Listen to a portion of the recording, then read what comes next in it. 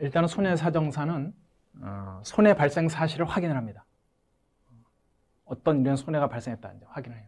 사실 이제 손해사정이 예전에 손해사정사가 지금 보험사를 위해서 일해왔다고, 보험사에서 그 보상팀 그냥 고용해서 보상팀에서 일하기도 하고, 별도의 회사를 만들어 가지고 자회사로 두기도 하고, 보험회사가 아니면 별도로 독립된 회사로 해가지고 법인을 해가지고 보험사에서 이제 위탁을 하는 형태로 하기도 하고, 뭐 이렇게 존재하는 거죠. 그쪽에서는 주로 뭘 했냐면 보험사를 위해서 일했다고. 그러나 지금 손해사정사는 그렇지 않죠. 우리가 5,200만인가요?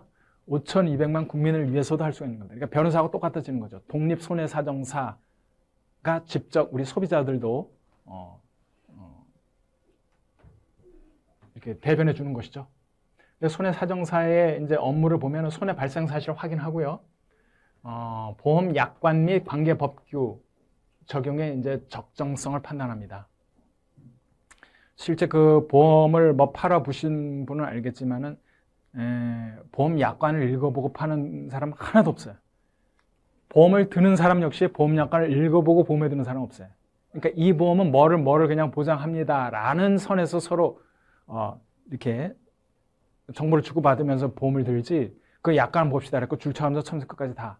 특히 뭐 이쪽 의료 쪽은 뭐 약관이 두꺼워가지고 읽어보지도 못합니다. 읽어보지 못하는 게 아니라 내용을 이해를 못해서 못 읽는 거예요. 그래서 사실 되게 어렵죠. 그러나 나중에 이제 이거를 보험금을 타게 되는 순간에는 이제 다 문제가 되는 거예요. 그런 게. 그래서 보험 약관 및 관련 법규 적용의 적정성을 판단해 줘야 돼요. 이거를 지금 일반 보통인들이 이걸 하기 되게 어렵다고요.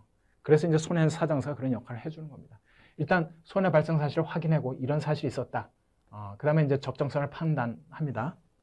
관계 법규에 의한 적정성 판단하고, 그 다음에 이제 중요한 게 이제 손해액이죠. 그래서 손해액이 얼마 발생했다. 이게 참 손해사정사의 가장 큰 역할이에요. 손해액, 그래서 얼마 발생했다라는 거죠.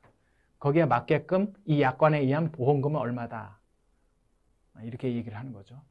그래서 뭐 보험금 지급을 손해사정사 하는 건 아니고, 이건 보험사가 하겠죠. 또는 어떤 보상 한도를 설정하는 것도 아니고, 보험금을 그냥 산정할 뿐입니다.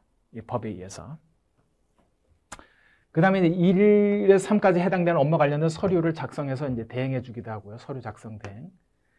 이런 업무에 관해서 보험회사에 대한 뭐 의견도 진술도 하게 되고 이렇게 되는 거죠. 그래서 보통 이제 그 일반인들 같은 경우는 뭐 일례로 뭐 배상책임보험 문제가 발생했다, 배상건이 발생했다라고 하면 그냥 손해사정사한테 던져주잖아요. 그거 하나 그거 하려면 되게 힘들어요. 뭐 갖다 내야 되고, 그거 개인이 하기가 되게 어렵다고요. 남의 돈 받기 그렇게 어려운 거죠. 더군다나 보상은 내가 다치고도 의리돼가지고 보상을 받기 때문에 참 어렵습니다. 그래서 이제 이거를 던져주죠. 보통 손해사정사들한테. 그럼 손해사정사들이 알아서 이제 이걸 받아서 이제 보상팀하고 이제 싸우는 거죠. 그래서 이제 받아내는 건데. 그런 일을 합니다. 손해사정사 제도는 뭐 고용되기도 하죠. 일단은 보험회사는 손해사정사를 고용해서 일하기도 합니다. 손해사정 업무를 담당해 하거나 손해사정사 또는 손해사정을 어부라는 자를 선임해서 그 업무를 위탁하거나 그렇게 한다는 거죠. 고용되거나 아니면 이 회사의 자회사인 그 회사에 고용되거나 아니면 전혀 다른 회사에다가 이 보험회사가 위탁하거나 이런 형태란 말이에요.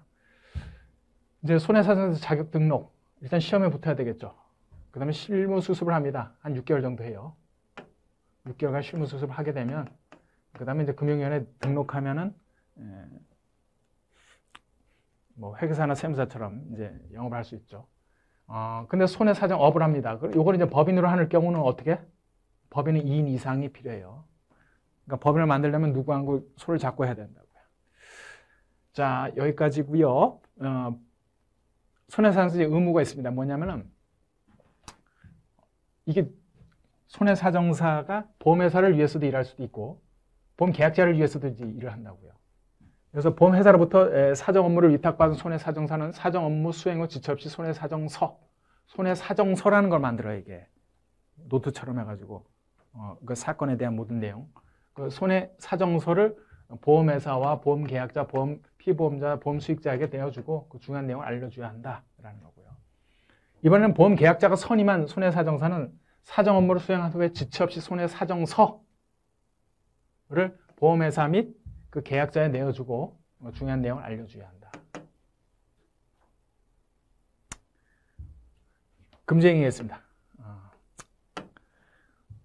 이건 읽어보면 다 알아. 고의로 진실을 숨기거나 거짓으로 손해사정을 하는 행위. 말도 안 되죠. 업무상 알게 된 개인정보를 누설해? 이거는 모든 전문 자격사들이 다 해야 하는, 주의해야 되는 부분이죠.